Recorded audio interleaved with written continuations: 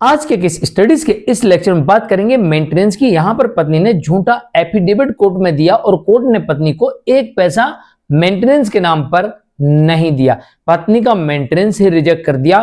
तो आज के केस स्टडीज के इस लेक्चर में आपके समक्ष 2 जजमेंट रखेंगे, 2 जजमेंटों की बात करेंगे। एक जजमेंट लेंगे राजस्थान हाईकोर्ट का, दूसरा लेंगे दिल्ली हाईकोर्ट का। दोनों जजमेंटों में एक जैसी थ्योरी देखने को मिलती है। दोनों जजमेंटों में पत्नी ने कोर्ट के अंदर झूठा एफिडेविट दिया है। दोनों केसेस में पत्नी ने कोर्ट में पति की इनकम को भर भर के दिखाया है, पति को बहुत बड़ा अमीर दिखाया, पति लाखों रुपए महीने कमाता है। उसके बावजूद भी ट्रायल कोर्ट ने पत्नी को 1 फूटी कौड़ी नहीं दी, सेशन कोर्ट ने पत्नी को 1 फूटी कौड़ी नहीं दी और हाई कोर्ट ने साफ तौर से कह दिया कि पत्नी ने झूठा एफिडेविट दिया है, अपनी इनकम छुपाई है, पति की इनकम दिखाई है। इस कारण से यहां पर पत्नी को भरण पोषण नहीं दिया जाएगा। चलिए आज के स्टडीज के इस लेक्चर में आपको राजस्थान हाईकोर्ट की बात करेंगे और साथ में दिल्ली हाईकोर्ट के जजमेंट की बात करेंगे। जय जिनेंद्र, हम केश जैन। वीडियो को लाइक और शेयर कर दीजिए। चलिए शुरुआत करते हैं। दरअसल दोनों मामलों में एक जैसी समानता देखने को मिलती है कि दोनों ही मामलों में पत्नी आय अर्जित कर रही थी।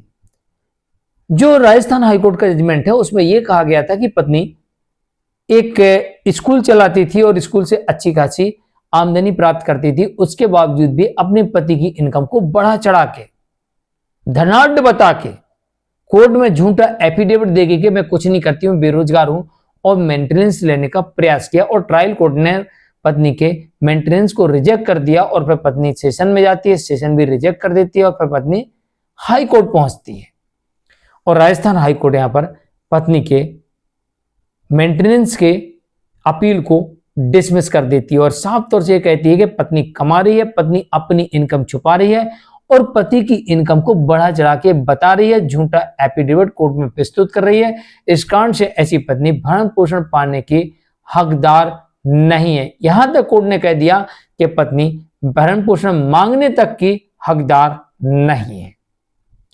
तो दूसरा मामला दिल्ली हाईकोर्ट की तरफ से आता है और इसमें भी कुछ ऐसी देखने को मिलता है कि पति की इनकम को पत्नी भर भर के दिखाती है, पति की इनकम को डबल दिखाती है।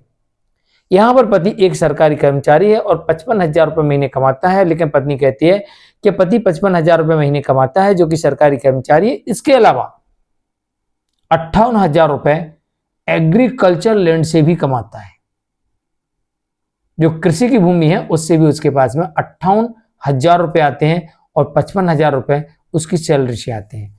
और मैं एक बेरोजगार महिला हूं और मुझे भरण पोषण मिलना चाहिए। कोर्ट ने यह पाया कि पत्नी ने झूठा एफिडेविट दिया है, पत्नी वास्तविकता में काम कर रही है और पत्नी अपनी इनकम को छुपा रही है। पति ने कोशिश की पत्नी की इनकम को कोर्ट के समक्ष लाने की, लेकिन वर्तमान की इनकम पति कोर्ट के समक्ष नहीं ला पाया। पूर्व की इनकम को कोर्ट के समक्ष लाया और कोर्ट ने इसी बात पर भरोसा किया कि हां, पत्नी अपनी इनकम को छुपा रही है और वर्तमान इनकम को नहीं दिखा रही है और पत्नी की वर्तमान इनकम को आरटीआई की कॉपी के माध्यम से दिखाता है और पुरानी सैलरी स्लिप के माध्यम से दिखाता है। तो यहां पर पुरानी इनकम को कोर्ट ने पत्नी की वर्तमान इनकम माना। अब कई केसेस में आपको ऐसा भी देखने को मिलेगा जहां पर कोर्ट ये कहती वर्तमान की इनकम लेके आई है, पति कहता है मेरे पास पुरानी स्लिप है, सैलरी स्लिप है, कोर्ट कहती ना ये तो पुरानी है, वर्तमान की चाहिए। कई मामलों में देखा जाता है पति कहता है देखो उसका ज्वाइनिंग लेटर है 2 साल पहले का, कोर्ट कहती ना हमको वर्तमान का चाहिए। कई मामलों में ऐसा देखा जाता है कि पति कहता है कि मेरी पत्नी कमाती है, मेरे पास कोई सबूत नहीं है, फोटो है, वीडियो है, कोर्ट कहती ना प्रॉपर सबूत चाहिए।